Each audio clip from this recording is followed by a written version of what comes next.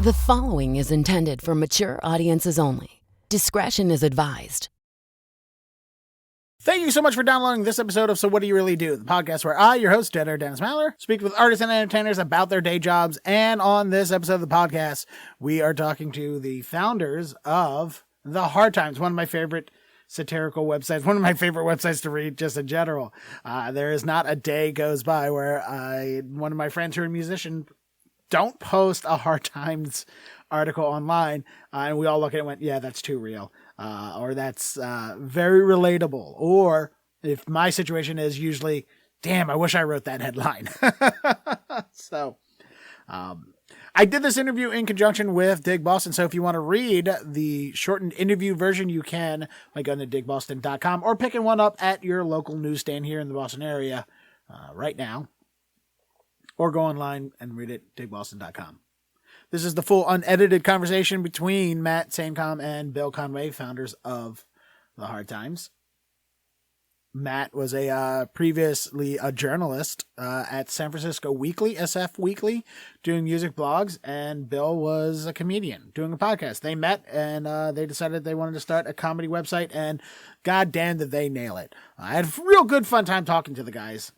And I'm glad I got to do it because they're going to be here in Boston on November the 6th, plugging their new book, The Hard Times, The First 40 Years. You'll hear them talk about it. I'm really excited that I can't wait to read this book because it's a fictional first 40 years of the publication. So as they describe it, it's all the best articles from the past 5 years, and then a whole bunch of new made-up articles for the 60s, 70s, 80s, and 90s. Which, probably not 60. I think it was 70s, 80s, and 90s.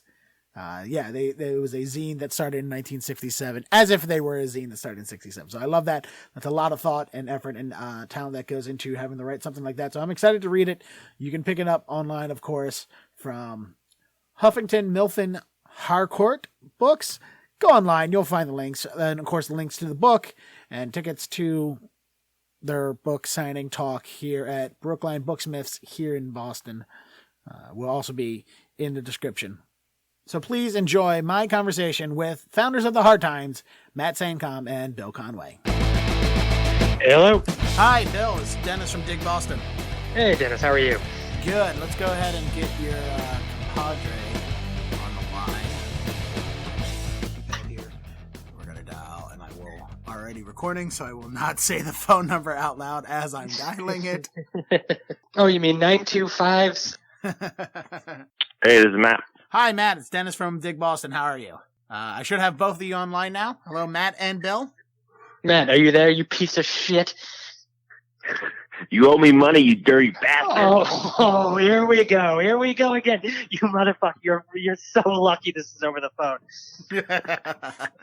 Yep, that sounds about right. That sounds about how conversations between punks and comedians go.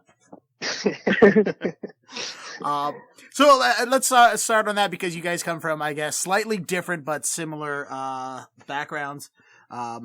Being that Matt, you came from a writing background, because you were a writer originally for San Francisco Weekly, doing the music section. Yeah, I was an editor over there. I was a music editor. I come from a more working class background, and Bill comes from a soft, posh background. Oh, this is rich. So is your family, Bill. Rewriting history. So my family that made all their money, paving driveways, working for Tilcon in Massachusetts, while Matt's college-educated family over there, I don't know what they do. Neither of my parents went to college. My dad sells air conditioners, motherfucker. Yeah. Oh, hey, Matt, tell him about my dad. Where's my dad right now? Fucking dead. Jesus Christ. Oh, way to go. Way to bring that up, Matt. I like how you're trying to out punk each other by saying who's more punk roots than the other. Yes, please put in the article that I'm more punk. Only the less punk of the two would say something like that, so we know the truth. So really what we're trying to find out is who here is the one with the trust funds and Doc Martens. So Well, at least the Doc Martens. What are those new boots you just got? No.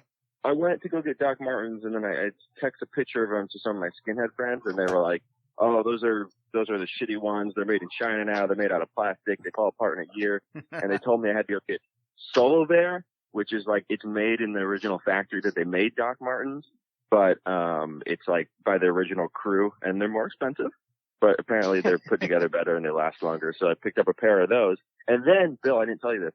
I posted a picture of my Solo Bear boots on like Twitter and Facebook and stuff.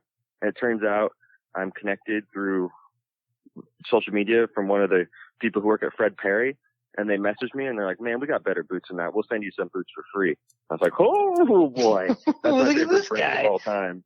So yeah, that's right. Yeah, you're both talking to an influencer, just so we're clear here. Man, is there the only other statement that's more white than saying a white guy with a man bun is saying you're an Instagram influencer? I'm an influencer, very powerful one. I got free boots. I'm going to be super annoying about it. I'm like on my own dollar. I'm going to hire a photo shoot about it and like have hella hashtags that are like making my own campaign about it. Yes, pay out of your own pocket for the photo shoot, but don't pay for the boots themselves. Yeah, exactly. Yeah. Well, so you were the writer at SF Weekly, but what your big viral take was, you did an interview with a guy who apparently wrote a book about having sex with dolphins. Yeah, that was Bill. Hey, easy. All right, what I do in the privacy of my own home. I don't know if there's any dolphins with that bad of a taste. Hey, we just met. Hold on a second. Yeah, I wrote this article about this guy who had sex with a dolphin and went crazy viral around the world 100 times. I'm sitting there watching the share counter go up. The publisher tells my editor this is the greatest hit on the website in the last 2 years, whatever, other editors are hitting me up. I need you to do a piece for me, They made a documentary film. Someone made a documentary after seeing that particular article. How did you get turned on to that guy in the first place? Like, were you just a fan of his other animals he had fucked before, or? We go way back in the dark web, an old pal of mine. No, we're buddies from 4chan. He was sending out his own press releases. He was sending out his own press releases to journalists all over the place, and he just wanted to do like a phone call, but I decided to meet up with him in a hotel room, get the full. Anyways, hopefully the hotel didn't have a pool. I was pretty excited that my comedy, because it was like I wrote it as like a joke, was doing so well. But I realized, okay, so this thing's going crazy viral, right? And it's the biggest hit on the website in the last 2 years. I only got paid $35 to write it. And I started to think, I paid for the gas to get there. I took the photo. I bought the camera, right? I did the writing. It's my sense of humor. How hard could it possibly be to just have my own website where if things go viral, then I'm the one who catches all the upside. And that begins the start of me wanting to have my own website. All right, perfect. I got you to say the soundbite that I needed. On to Bill. Bill, so I'm not quite sure where your background is with this, because apparently your publicist made sure to tell me that you were a comedian here in Boston prior to. But I also know that you were, I guess, did you meet Matt when you lived in San Francisco? So yeah, I had never actually done comedy while I moved away from Massachusetts before I actually started doing comedy. Matt and I met after I started a podcast when I lived in Portland while I was doing stand-up there, and that's how Matt and I met, was through that podcast, and we remained friends, and then acquaintances more or less. I don't think we talked a single time from between the podcast to the start of the Hard Times, but I just happened to see he made a post about wanting to start a website one day, and then I said, I'm in, let's do it. And then sure enough, him and I got together, and the Hard Times became what it is. Okay. And by the way, just for reference, is it Portland, Oregon or Portland, Maine? Or Oregon, yeah. Okay. I've been on the West Coast since I was 23. Okay, because here in Boston, it drives me crazy whenever I mention Portland. They're like, oh, in Maine. I'm like, no, Portland, Oregon. They're like, oh, there's another Portland? I'm like, that is the Portland that everyone knows. What are you talking about?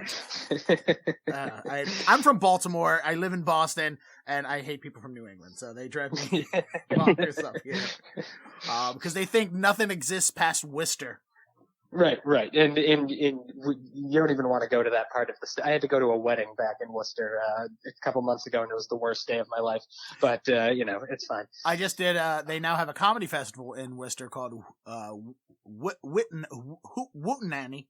They're trying to mix the word Hootenanny and Worcester together, and it just becomes a word that nobody can pronounce. That's awful. I was doing the show out there, and I was looking around, I was like, it's quaint that Worcester has not aged at all architecturally since the 70s. So it's both quaint and terrifyingly depressing. Yes, that's the phrase. So let's start with that. Your impetus for creating a satirical website was that, hey, I wrote something that was funny, and hey, I am somebody that goes out and does comedy. Let's go ahead and create our own comedy. Was there any satirical influences you had growing up? Like for me, Crack Magazine and Mad Magazine were what I loved, and that helped shape and formulate my comedic sensibility that I'm a stand-up now too. So I had that influence from that and other sources. Was there anything in particular that you, when starting this, was like, hey, I'm doing the new Mad Magazine, or I'm doing the Punk Rock Onion? Like, was there anything from your past that you want to cite as an influence for creating your satirical type of humor? Yeah, I mean, me personally, I kind of, growing up in Massachusetts, whenever I had a friend go to New York, I would demand that they bring a hard copy of The Onion back home, because they were on newsstands. Yeah, there. You and me are old enough to remember when The Onion was an actual physical newspaper. Other people don't know that. Yeah. So The Onion, obviously a huge influence, and when I first discovered them, probably in like the year 2000, when I was still in high school, it just blew me away. But outside of, there's your standard things. I'm 35, so obviously the early Simpsons seasons are the most important comedic thing in my life, and I just did the Herculean task of finishing every season of The Simpsons. So I've currently watched every episode of The Simpsons, which is not fun, not a fun thing to do. And Bill, or Matt, rather. Sorry. I didn't really read Onion, Cracked, or Mad Magazine. I don't. I don't really have any influences. Like, my influences are more like Brace from War Crime. He was the front man of War Crime in my local punk scene, and he did a whole bunch of satirical stuff on stage. And like maybe Hoagie from Omega. They're a hardcore band from Canada with this charismatic front man who did like satirical deconstruction of live performance stuff. He did some really creative, fun stuff, and then I got into that sort of stuff. So I've more admired, kind of a generic to say, but like Andy Kaufman and Brace Bell and Hoagie from Omega. I just more like characters who I thought were doing funny satirical stuff, but I never really got too deep into the written satirical word before. No, it's a good. That's a good answer. Because you're coming from somewhere else, so you have different influences. It's great. Which actually brings me to my next question. Punk rock comedy cage match. Who do you have? Are you going as in whatever you think the determination on why you come to it is?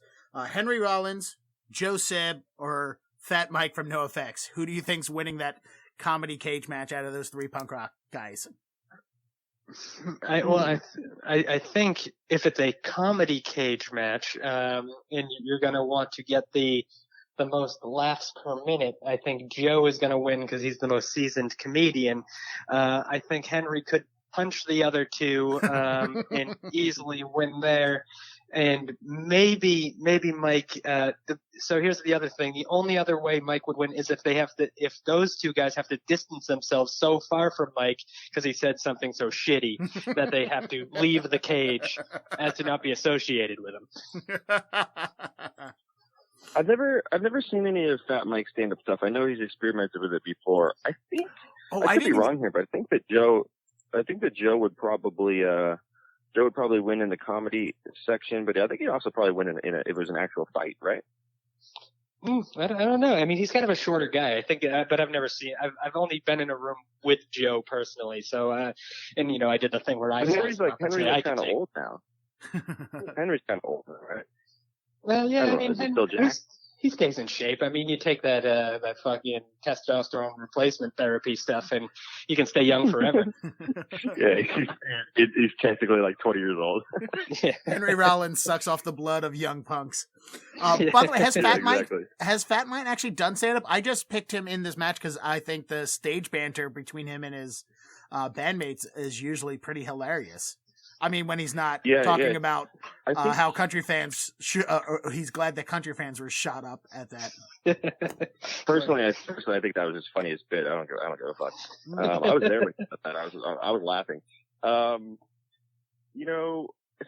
Mike has done a couple stand-up things, I think, and he's hosted some stand-up events, and I think Dave Ross did some of them. Dave Ross hosted a stand-up series for Fat Records, I believe. And I think Toki the Clown, which is a Fat Mike character, did some stuff. So yeah, I think he's got some experience.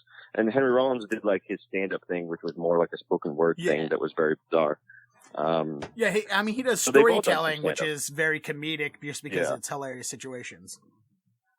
Yeah. But yeah, I would say probably Joseph.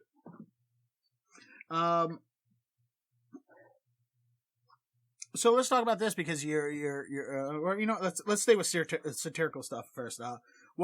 Since you guys have been working on this newspaper for 5 years now, you have the new book coming out about it. As the editors of a satirical website that takes submissions from other people, what makes for a good satirical article that you think? What are the elements that need to be there to make a good satirical thing?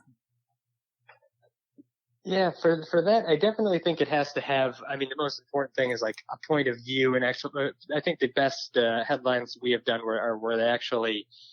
First, it's a reference people can relate to. It's not super obscure, but then actually having a point to what it's saying that you can, satire you're supposed to understand on a couple of different levels. It can't just be. We get so many submissions of people that just want to make a joke about pit beef being vegan, and I'm just no, we're not going to run a vegan pit beef article. Nobody cares about vegan pit beef, and I'm sick of it. So I would say as long as it's not vegan pit beef, it's probably pretty good. That's what it comes down to. Yeah, I think at this point too, the thing that makes a good satirical article in my mind is it's an original take, and that's kind of hard to do. The internet is such that there's just millions of people making the same joke. Anytime any news event happens, about 10,000 people make the same joke, and they all think they invented it. So one of the hard things nowadays is trying to get a really original take that's still powerful, because the first 10 obvious jokes are already trending on Twitter, and so even if they work and they're kind of a good joke, and of course Twitter liked them, those are no longer good satirical takes in my opinion. Which is why the Borowitz report sucks so bad, because he just goes with the most obvious take every single time. And what to you guys makes a difference for something that for an idea that this is a headline only gag as opposed to a full story gag? We don't do headline only. We will only do full stories. Because I thought I remember I will be honest with you guys. I've attempted a couple of times to try and put together submission packets for you guys, and my brain just doesn't work the way that you're right. I love your website. Every time I read one of your, every time something comes across my zeitgeist from one of your articles, I just go, "Fuck! I wish I wrote that." I love everything that you guys put out, and I've tried to keep doing submission packets. I just can't fulfill it. Because I know in the submission packet it asks for X amount of headlines, 2 stories, and then like 3 pitches or something like that. Yeah, so right now we don't even have that story. Like, we don't even ask for the we changed the it. full story anymore because we've discovered that we can kind of teach people a little bit how to write it, a little bit with our system as opposed to that old way. So we just really have the 10 headline ideas. But going back to that, like, we have an editorial meeting every week and we discuss each headline that makes it to the editorial meeting. And if we think the joke is funny, but we sit there and go, what is this article about? And we can't figure out how we would write 350 words to support it, then we won't approve that particular article. It's just, it would just be like, yeah, that's a funny tweet. We'll just tell the author that, the person who submitted this, just go tweet it and see if you get 15 likes on Twitter or whatever. Yeah, there's this interesting idea. I think it's has a little bit to do with puns and wordplay and stuff that just kind of looks good. There's certain headlines that people craft where it's like, it tells the complete joke 100% in the headline. There is no need for a body, and we don't need those, so we don't really use them. Our goal is, if you look at the headline and you laugh, there's another laugh inside the story, right? And there's some depth there, and there's some things that there's some exaggerations and punch ups in there that are. If you like the headline, you should like the article. And I actually think The Onion has made a little bit of a mistake. They used to do print stuff, and so they had some stuff that was just headlines that no bodies to the articles, and they still do that, but they do it online, and it feels so weird because you see it, you like it, and then you click on it and you don't get rewarded. You just go, what the fuck? And then there's nothing here, and then you leave. So we made a decision pretty early on that all of our stuff was going to have 300 extra words of jokes in there. Other than vegan pit beef, what other repetitive submissions have you guys received from people? The other most popular one is a ska band van accident kills 37 or something like that, because ska bands have a lot of members. Keith Morris donating his hair to Locks of Love, and then Locks of Love being shut down because he has dreadlocks. So that's another one we've seen a lot. And Matt, there was another one, Matt, that we were talking about not too long ago that we see a lot, but doesn't really get any shine. I can't remember what it was, but there's a few different that we get a lot. If you pitch Matt a headline about somebody removing their rib to be able to fillet themselves, Matt loves those headlines. Those are his favorite headlines of all time. He goes nuts for anybody that's removed a rib. He goes nuts for anyone who can reach their nuts. Yeah, exactly. Yeah. Talking about bad puns, by the way. Okay. Have you guys ever had just an idea or a nugget or a pitch that you're like, I love this, but I can't figure out how to make it work? Like, every comedian has that joke that they tell and it just dies and they haven't figured out how to make it work. And it just bombs every single time. And they love it. The audiences don't. And they're still trying to figure out through their entire career how to make this one premise work. Are there any pitches or headlines or ideas similar to that?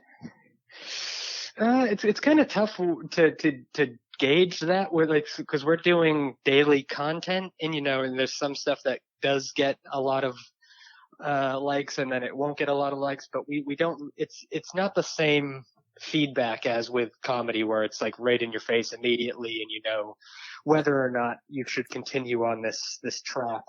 So I think it's kind of tough to compare the two. At least in my experience, I don't think there's that. So far, I haven't run across one that's that nut that I haven't been able to crack yet. Because, even if we do crack it and it bombs, it's just, hey, we'll move on to the next one, sort of mentality. Yeah, I mostly just give up on mine if they don't work, I think that's honestly, that's pretty much the better route. You should probably try a couple times if you really think there's something there. But if you can't make it work, if you force it, it's not going to work.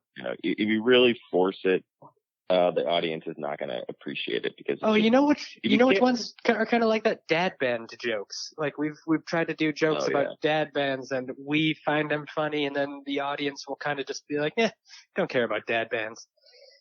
Speaking of dad bands, have you guys ever seen the SNL sketch about corrosion of conformity? Yes. That's great. Crisis of Conformity. Crisis of Conformity, yes. That I love that. Every couple of months I just watch that sketch because I'm at the age where that is starting to become a reality, where my friends' kids are getting closer and closer to marriage age, and I'm pretty sure, one of my former hardcore bands that I managed or was friends with are going to just play their daughter's wedding and jump into the wedding cake.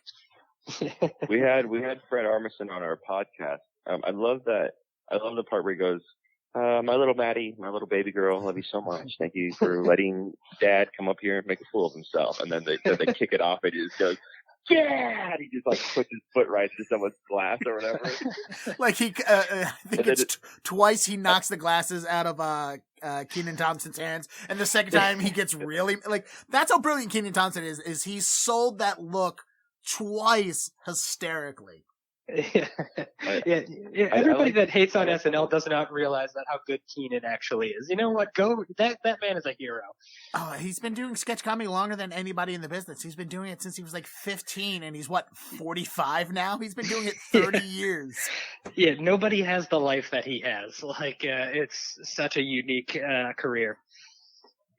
I just love when the lyrics come in and it's just so out of time, or it's like when Ronald Reagan comes down. Yeah, it's so cool. It's a total flashback. Oh yeah, no, where it's early hardcore. Where we hate the government, and it's the government from 40 years ago. What is it still? Yeah. It's like going back to listening to Green Day's Kerplunk. You're like, that wasn't political, but it's that's such a high school freshman attitude record. And you go back now, I'm 38. I go back and listen to it, I was like, oh yeah, that was, when I was 15, this was my everything. Now it just seems so out of place. Oh, and that you had, is there an early punk record that you go back and look at now that you're older and just go, man, what was I thinking liking this back then? No, man, my taste hasn't never evolved. I'm a stunted individual. Is there, when it comes to pitches, is there anything in a different music genre that you end up having to reject, or thinking hey, that's kind of not our brand, to use a word that makes me hate myself? Yeah, there's been some hip hop articles that have headlines that have been pitched. We've done a couple, but we don't really dive too deep into that world all that much. But as far as hardcore and punk subgenres, there's really not one that we haven't touched. I'd certainly like to do more genres. It's just kind of punk, hardcore, and that sort of subculture stuff is kind of just who we are, so that's what's on our mind and that's what we're pitching. But we've done a lot of rock stuff. I'd like to branch out even more. I think that people are not as confined as they used to be. I think that people have diverse interests, and that headlines from other music genres would do well on our platform. And I wish we could do a little bit more. But we are very much, we come from a certain world, you know what I mean? But in the future, I see us doing even more of a variety of type of musics. I feel like there's a lot of open room there, and other people aren't doing it, and we could probably do it better. So, okay, yeah, and mostly I was wondering if other people, submit things like, "Hey, here's a satirical article I wrote about Third Eye Blind," and you're like, "No," for so many reasons. I feel like we would, if they had a really good take on Third Eye Blind, I feel like we would run it. I think the problem is that we're not going to be able to understand the intricacies of bands like that. We're not going to be able to understand the subtleties. So our Third Eye Blind take is probably going to be something about wordplay, about Fourth Eye Blind. You know what I mean? Something like that. And that stuff just isn't as powerful. And with the punk stuff, this is, we've actually lived this this life. We've been a part of that world. So, we can take a little bit of a deeper take. And I think that's what people appreciate. So it's kind of like, in order to run a really, really top-notch Third Eye Blind, headline, I think I need a new team of fucking, what is Third Eye Blind? Like alt rock? I need to build a new team of alt rockers. And I don't even know if that exists. Does anyone consider themselves like, I'm really big into alt rock? I think this is people, right? It's just like, we're going down to the beach. What should we put on? Alt rock is good. It's people that have never like thought for themselves and say, like, I want to seek out music. It's just like, just put something in my head. Yeah. When I think of like, I mean, you brought them up as an example, but for me Third Eye Blind, and other, Dishwalla and other bands from that like early 90s that were playing on alt rock, but pop stations is like alt pop rock to me, where it's like, it's not like Pearl Jam, but it's not like Adult Contemporary. It's kind of in the middle. So I don't know if that's a genre of music, but that's what I like when I think of alt rock, I think of, Elvis Costello and, and, what's his name? Is She Really Going Out with Him? Joe Jackson, and stuff like that. When I think of like late 80s stuff or like Letters to Cleo, I think of them as alt rock because they're, I think of bands who aren't personally, and I don't know why we're having this discussion, but I brought it up. Bands that are good rock bands, but kind of obscure, I think are more alt rock, whereas you're right. So I guess Third Eye Blind would be like alt pop rock. Yeah. Well, we do have a headline coming out soon. Gin Blossoms play entire set of Goo Goo Dolls songs to see if anyone notices. Awesome. And by the way, I highly support doing a satirical hip hop thing in the future if you guys ever want to do that. Let's stay on the topic of music before I get to the heavy questions.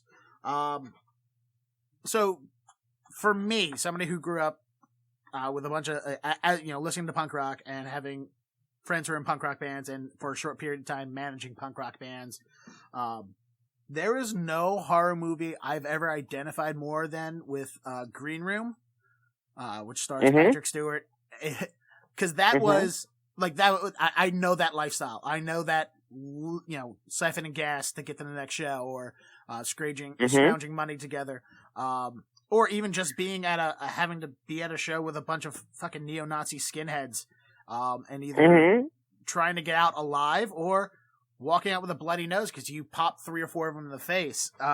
Is there anything else in mainstream media that, for you guys, I assume, and you can say yes or no, that movie, you empathize with the characters of that movie. I'm sure you live something similar. Is there anything else in mainstream media other than Green Room that is a true, honest look at what some of us had to have dealt with in our lives of being a punk band on the road? Yeah, no, I mean, you would think like, SLC Punk, but that's all cheesy as hell when you look back on it. The closest thing I've come to it was like, there was an episode of like NPR's Invisibilia or something that ran where they talked about the Richmond hardcore scene, and it wasn't terrible. Like, they didn't approach it like, look at these meatheads that are just punching each other. So it was like an interesting listen. But as far as mainstream, I think they always get it wrong. I mean, there's a Taco Bell commercial that's running right now. I don't know if you guys have seen it. That's like a punk band singing about they want tacos. And it's like the worst thing in the history of television. Oh, Jesus. That's like the big thing you relate to. Yeah, well, I can really relate to a Taco Bell commercial. I feel like all I can hear in my head is Cobra Skulls playing. That's there was one band that could be in a Taco Bell commercial. It's Cobra Skulls. So I guess Green Room. I got to go see that. Actually, I was still a journalist, and they invited me out, and I got to go see the premiere, and they gave me a T-shirt, and it was cool. I had a great time. I really liked that movie. Mainstream, does mainstream stuff even exist anymore? I feel like everything is just like, everyone lives in their own little bubble of like niche, whatever. Like if you go on my Twitter or my Facebook or like my streaming services, there is a whole bunch of stuff that like directly relates to my life. I don't think subculture exists anymore. I think the internet is just, you can find it. You can be and find anything you want immediately. You'll find if I wanted to just turn into like a cyber goth, I can have 100 cyber goth friends by the end of the week. You know what I mean? I could be going to cyber goth parties. Matt, cyber goths aren't gonna like you, man. Like, you know, like maybe you could have like 4 cyber goth friends by the end of the week, but you're probably right. Probably right. I mean, let's say in the end of a month, once I really change my personality to fit their that's fair. value system. Yeah. You know, so I don't even really look for mainstream. Like, I don't have cable. I go to movies. I'm trying to think of any. Has there been any movies recently about touring bands? No, I feel like I can't think of any. Any punk representation. I mean, we'd actually talk about that in the book. Like, there's an article from like the 80s that we put out where it's like Congress demands that every punk character be named Spike or something like that. That's a great one. Yeah, I just maybe that's why people like Hard Times, because there's nothing else out there that has that fucking subcultural root.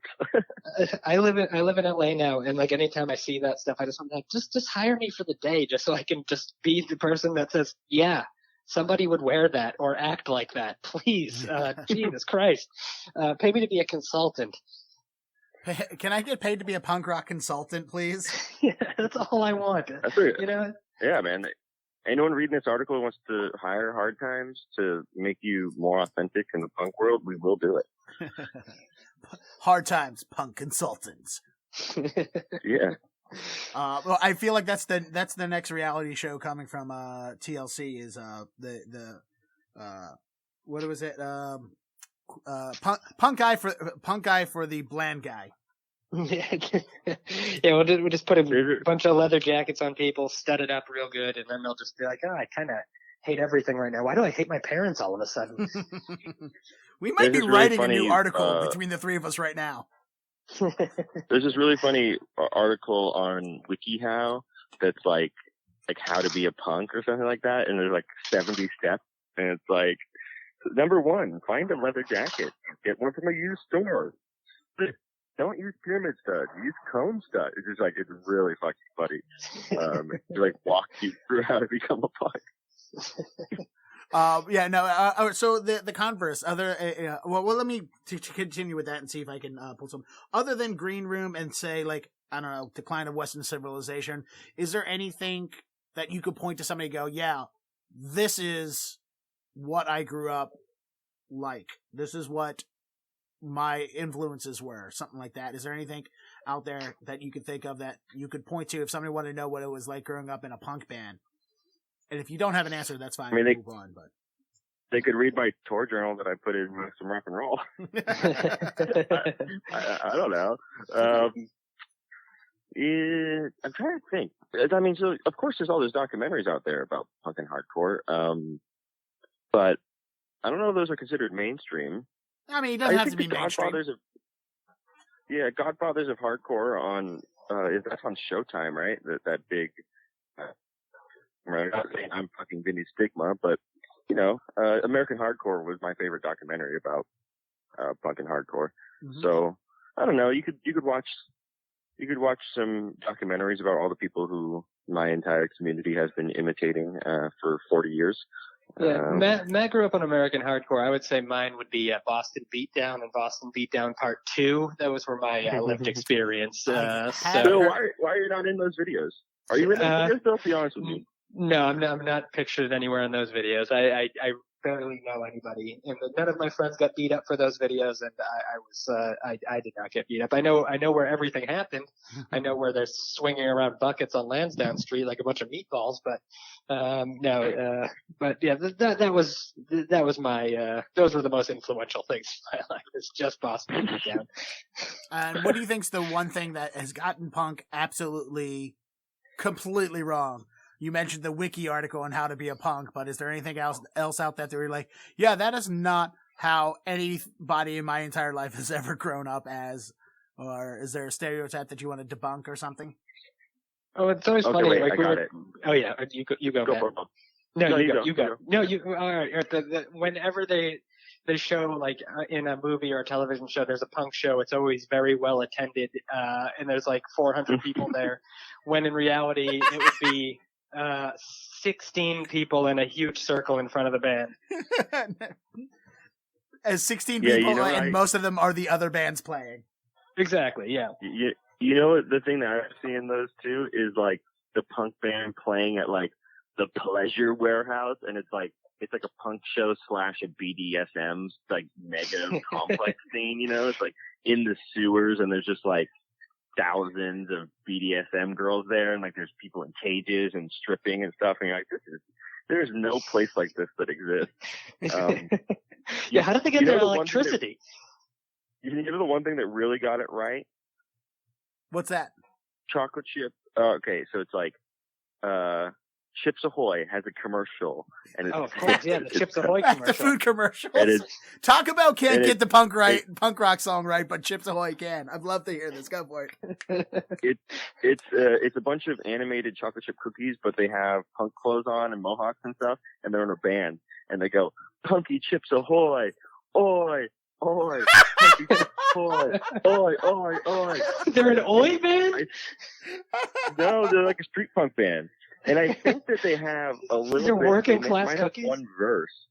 And we actually, my old band, we used to cover that song, much to everyone's chagrin in the audience, where we would be like, "This one goes out to the Chips Ahoy company," and then we would play Funky Chips Ahoy. All right. And so what was the impetus for starting to host comedy shows at other festivals, like branching out from, say, the website and from the page to doing your brand, the Hard Times brand of comedy out in real life? Yeah, so that kind of started when I was doing stand-up in Portland. There was a like a new DIY space that was opening up. That was, the kind of just, how improvisers will always just find like a room in a basement somewhere, and then they'll just start their own improv schools. That was basically the space that started in Portland. It was called Kickstand Comedy Space. And so we started doing like a live comedy show there just with the Portland scene, and then it expanded to Los Angeles, which then didn't last too long. But now that I'm in LA doing the monthly shows here again, and then when, a nice festival like Altercation Comedy Fest or something like that in Austin will have us, we'll bring it there. But it's just another way to get, get some punks. Punks aren't exactly the people that go see stand-up comedy, so you kind of get a different crowd sometimes. So it's fun in that regard, as long as you can remind them that they're supposed to laugh, and it's not too cool to laugh or something like that. So that's when you have a good time.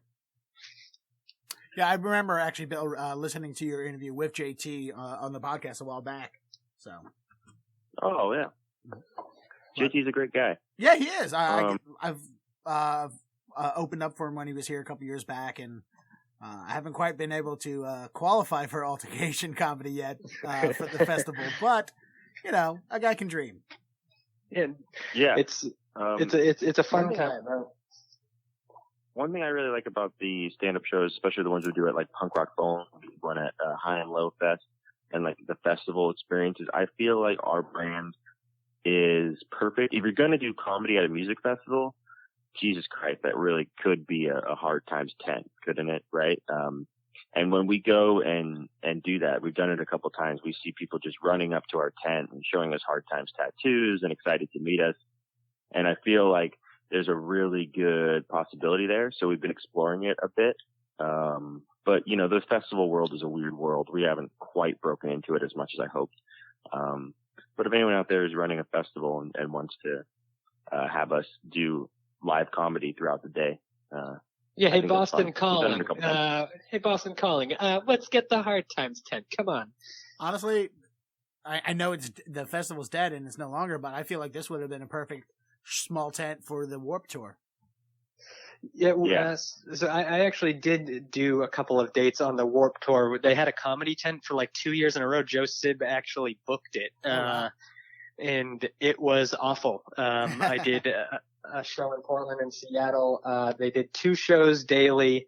One 1:00 p.m. and the other at 4, so peak heat, and while Black Veil Brides were playing 30 feet behind you, and you had to scream over bad metalcore while trying to make 15-year-olds suffering from heat stroke laugh. Not an easy task. No, yeah, you're right. I'm well known. I was well known here in Boston doing a bunch of successful outdoor comedy shows like backyards, porch festas, and stuff like that. Even one in a outdoor amphitheater. And the reason I did it is because when I pitched these ideas to other people, it was like, hey, you should go do the comedy at this thing. Everyone responded with, no, comedy during the daytime never works. I'm like, all right, well, fuck yous. I'm going to make it work. And I did.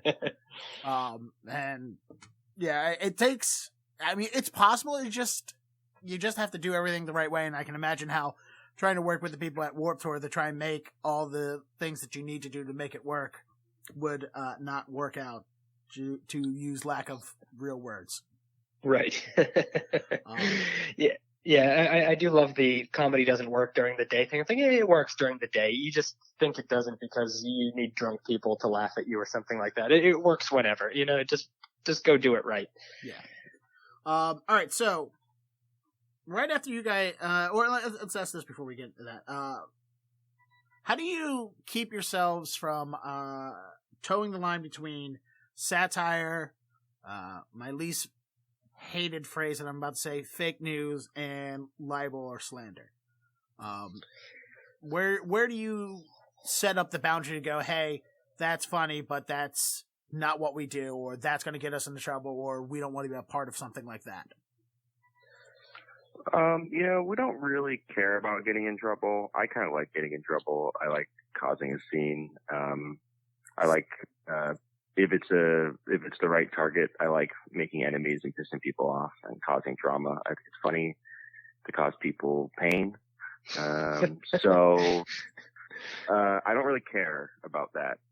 I will say that our crew of people, doesn't do that kind of shitty type of satire where there's no subtext and it's just wrong information.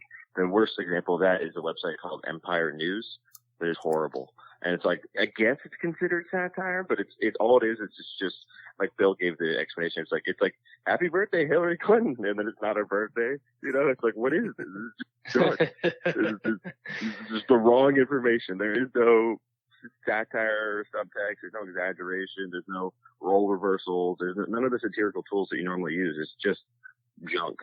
It's just Donald Trump adopted a dog today, but he didn't, Yeah. That was my next question, was going to be, are there any satirical outlets that you think are just doing bad satire, or who's just getting it wrong, or putting a black eye for Come on. Empire News? Okay. Empire News and every other satire website besides that. And then, Bill, do you want to add anything to that? You don't have to. If you want to. Well, yeah, we actually got a message from somebody on Facebook demanding that we take a picture of them down, and that they're going to try to sue us for libel and slander, even though the headline was kind of complimenting what they were doing.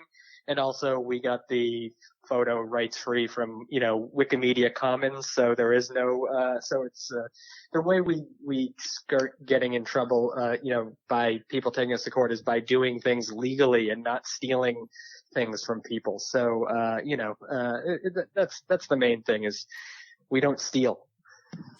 So yeah, we don't steal. We do it right. And we've told all of our people, I like our people. They have a good, we don't apologize and we don't back down. We just do whatever the fuck we want. I like it. It's like, whatever, man. We'll see you in court then. Cause all those like letters and shit, it's all fake. You're not actually going to do anything. Just shut up. Even if the judge was like, hey, you got to take that down, then that'd make me, I wouldn't take it down. I'd move the whole website like overseas or some shit. And I'd be like on a fucking weird island somewhere running my website. I didn't start, you don't start an independent punk website to, toe the line or follow rules or whatever. Sometimes I get these emails from people who are like, how could you do this? Oh, this is so upsetting. It's like, yeah, well, dude, I quit my job at a real publication to start this one to do exactly this. You know what I mean? Like, there is no adult in the room. It's only me. All right. So go fuck yourself. I send people emails and say that. Just go fuck yourself. If you want the website to change, you're gonna have to come to my house and whoop my ass. You know what I mean? Like there's yeah, if you can come to my house and beat my ass, you now get to run the website. This is Thunderdome rules are in effect. A while back I wrote a review of a comedy show that was basically slinging mud at Improv Boston, which is a local improv theater. And basically what it is I went out and I saw Nick Cannon's Wild and Out. And I wrote a thing. Oh, hell yeah. Hell yeah. Yeah, I mean, that is a spectacle, and I was really impressed with it. And the article I wrote was reviewing that, and then at the end of it was, this is what places like IB should be doing, because they keep talking about how they want to bring in more people of color to their improv school, yet they don't operate in the areas where people of color live, nor are you offering anything people of color can do. Here's something that you can create. Maybe work with local hip hop artists and create a program for people that would attract them. And that's what the whole latter half of the article was. And I sent it to my editor here at Dick Boston. I was like, hey, I don't know if you want to publish it. If you don't want to publish this article because it's me starting shit with Improv Boston, I totally understand. He goes, dude, we sling mud every day. I don't give a fuck about that. So yeah, exactly. So it's nice to also be in a place where the adults are not in the room. So yeah, exactly. Yeah, Matt, I don't know if Matt's familiar enough with Boston, but the amount of segregation that is still in Boston is insane. It is crazy. It is, and I grew up in Baltimore, and you don't think about segregation or diversity or anything because everyone's so on top of each other. And it's such a port city, and there's so many people of color around you. You just grow up that way, and you don't realize that is not how other people live. And then I moved to Boston, and I'm like, ooh. Or my friends come up here from, like, the D.C. area or from the Baltimore area, and they meet up with me, and they're like, dude, where are they hiding the black people? I haven't seen one in 4 days. Or I'm in the Back Bay area. I was in the Back Bay area for 4 days, and I didn't see anybody of color, and I'm very uncomfortable about the amount of white people or shit like that. Right, and then those same white people are just saying, "Stay away from the orange line. You don't want to go on the orange line." Like, okay, pump the brakes there, Chief. Yeah, right. I find that the racism here that bothers me is not so much the outward going racism. It's the that does bother me, but what bothers me even more is the amount of people that think they're doing right by people of color by feeling sorry for them or by looking down their nose at them that they need help or that they need to fit into some kind of stereotype. Yeah, that's Portland in a nutshell right there as well. Yeah, and then it drives me absolutely up the fucking wall where it's like, how about you just treat him like a person instead of trying to make him speak for him or her or them, making sure they speak for their entire ethnicity or dumb bullshit like that. The ones who think they're helping, but they're creating a bigger problem. Yeah, exactly. And then the last question I'm going to ask before we talk about, before we do the book quote question, is when you guys started Hard Times, shortly after starting Hard Times was, if I got my dates right, the Charlie Hebdo shooting, which is a satire magazine that was under fire for drawing a comic of Muhammad. When something like that happens, or something like the Pizzagate incident a couple years ago in D.C., where some guy went off the rails about some dumb. Pizzagate wasn't really a satire thing, but kind of along the same lines.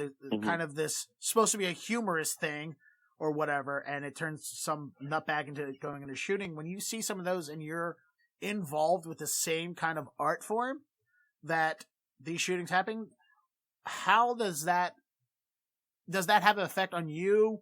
Not in your writing or you're changing anything, but what more I'm asking, I guess, what are your thoughts when you see something like that as somebody who's in that same genre? I would say definitely, insane and crazy and heartbreaking to see someone be killed over a cartoon.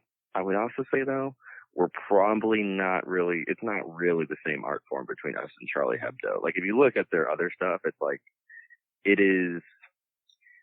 it's just much different. I would say the subtext that they were putting out is much different than the subtext we're putting out.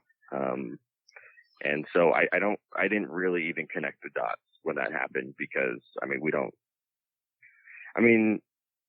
a big free speech guy, and I think killing anyone over the idea of a cartoon drawing is moronic and stupid, and anyone who has any religion who thinks that you should kill someone because they drew a picture of your god is a moron. But at the same time, I don't even really consider Charlie Hebdo to be the same as, it doesn't even feel like it's in the same ballpark, because they kind of do like, I think cartoonists kind of have like a long history of just like, it's kind of just like shitty comedy that's just kind of racist and boring, you know? And I really don't think Hard Times has, if you read our headlines and you understand the subtext, although some people are too stupid to understand the subtext, but if you read the subtext, like, it's not the same message, you know? Like, I think I watched some sort of documentary or something about, I think it was Hustler magazine or something. Was that the publisher who got shot? Yeah, Larry Flint got shot. One? Yep. Is that Larry Flint?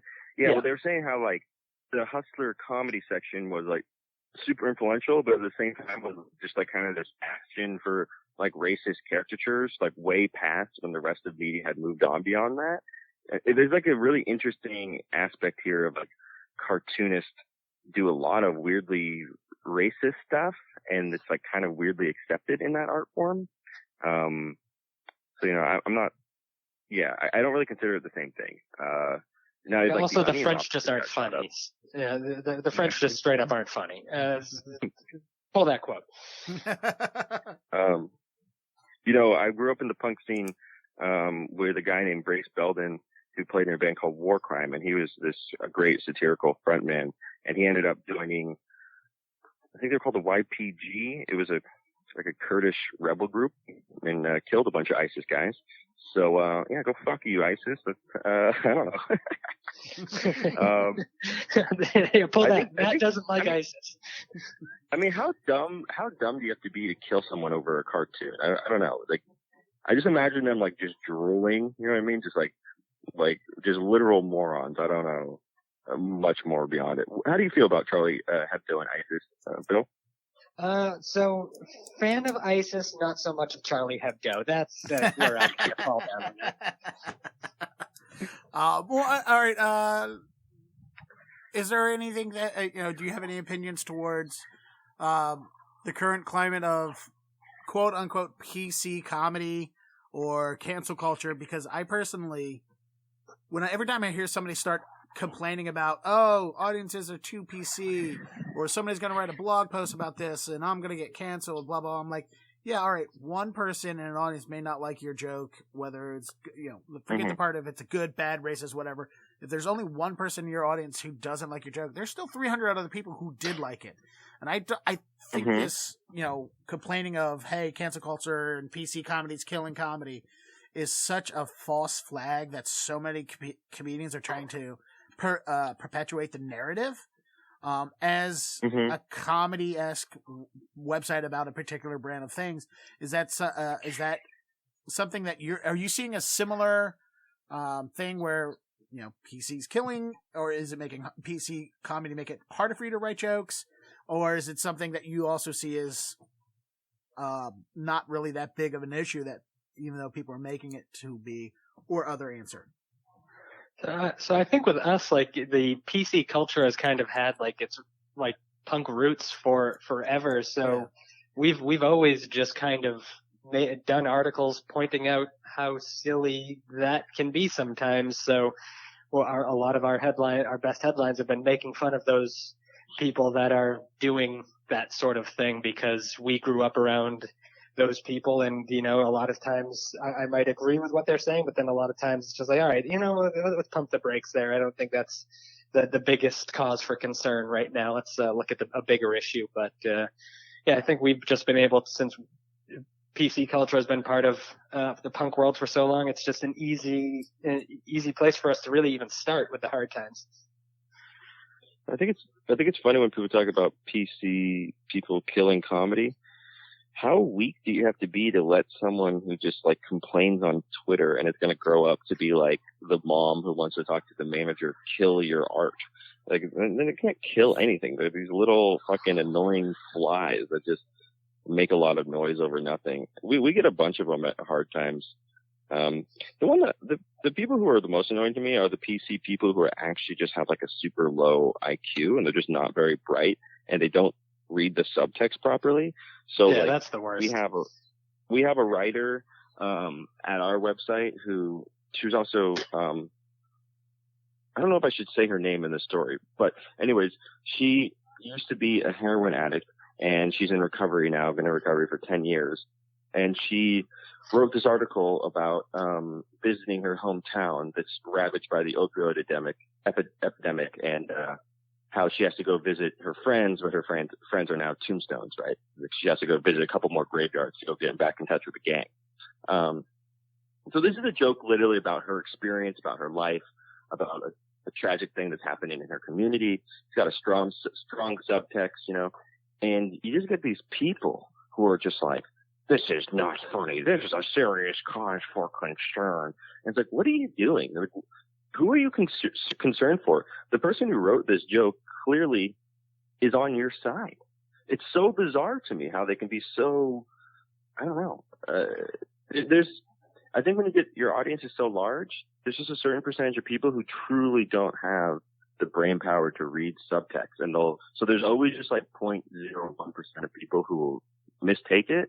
And then a lot of those people end up being the PC people. And you'll have like these people who like try to campaign in the comments being like, you gotta take this down. This is disgusting. Or I'm unfollowing the Hard Times.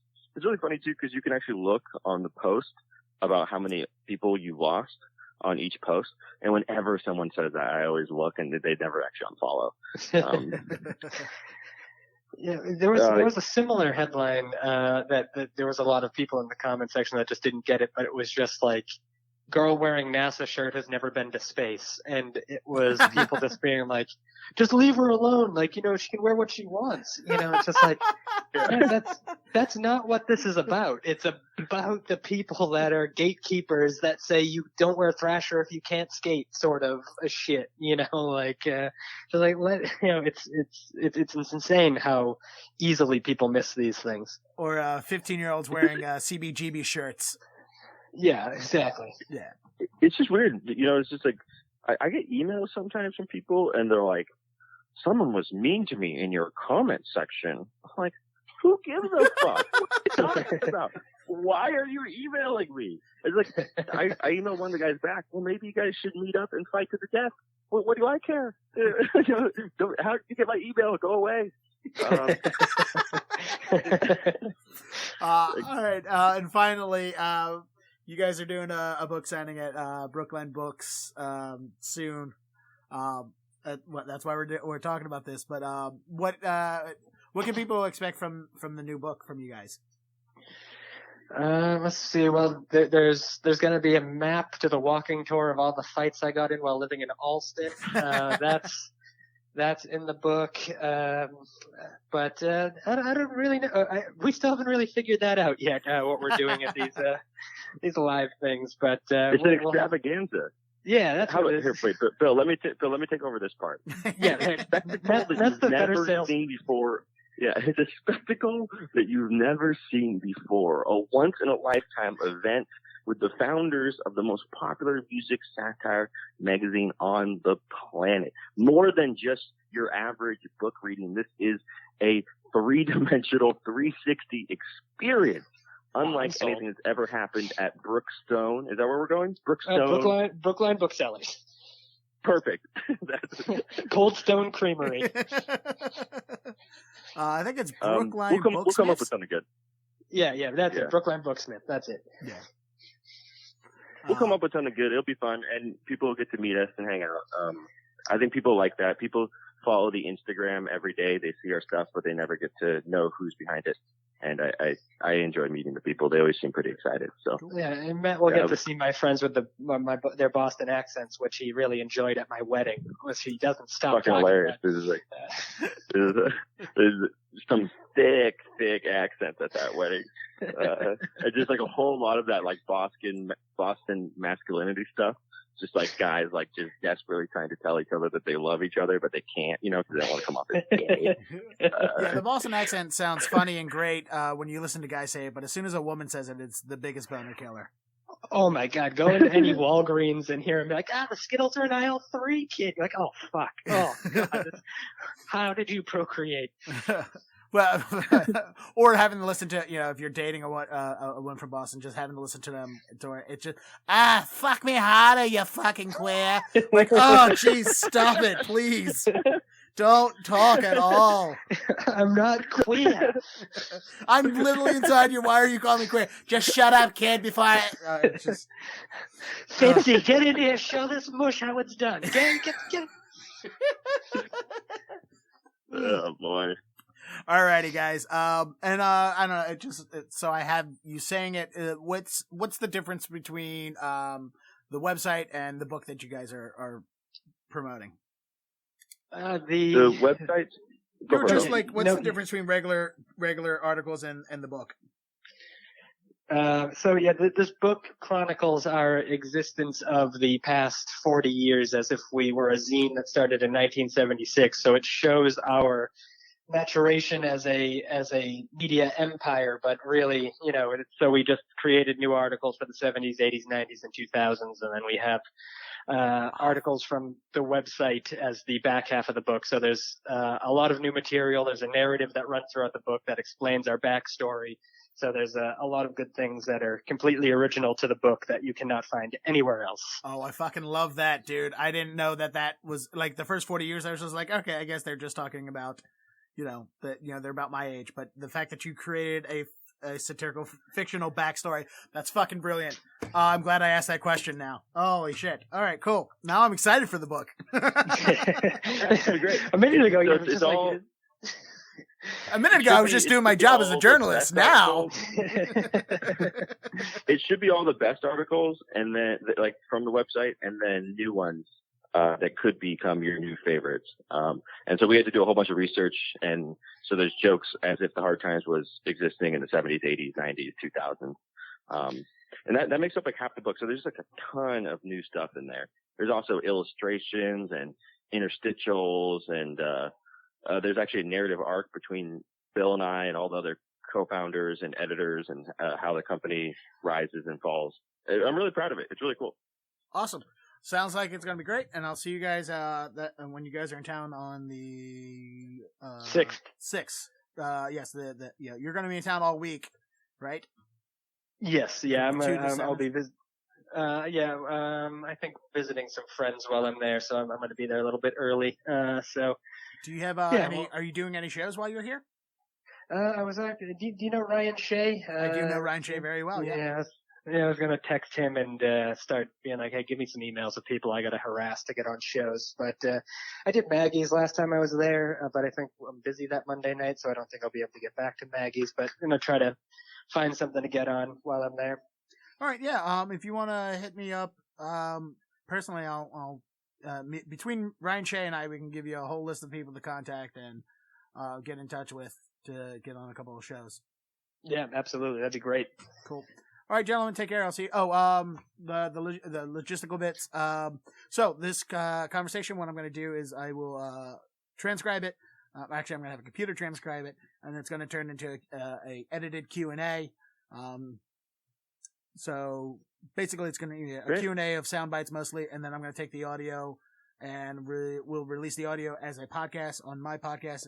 And tag the article. If you want to hear the whole unedited conversation, go to blah-blah-blah.com. Of course, we'll be doing everything on social media and stuff like that. And this would be in print and online on the 31st, on Halloween. Sweet. So, all right, cool. Hey, I can't thank you enough for taking the time to talk to us. It means a lot. Not a problem, dude. I'm glad you guys, I'm glad we had this conversation, because it was good, fun stuff. And I like also, finally getting to talk. I don't often get to talk to people with similar comedic sensibilities when it comes to both punk and comedy. So this was a treat for me. Yeah.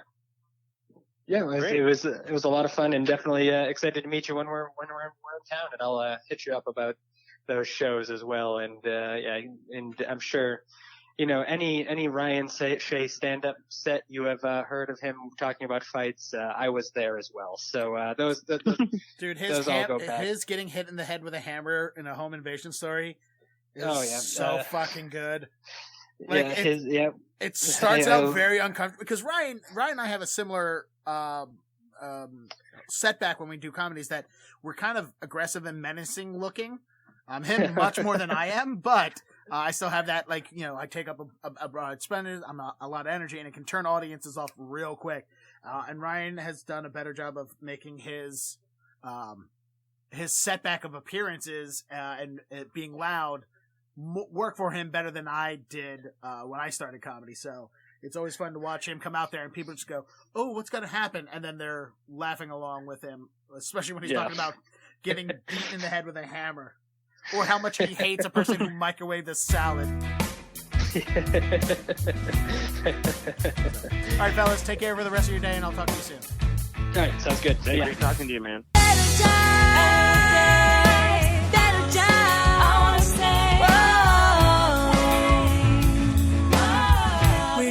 Sick of living in a fight,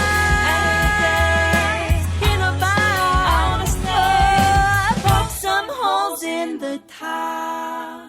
Better die, better die. I wanna stay,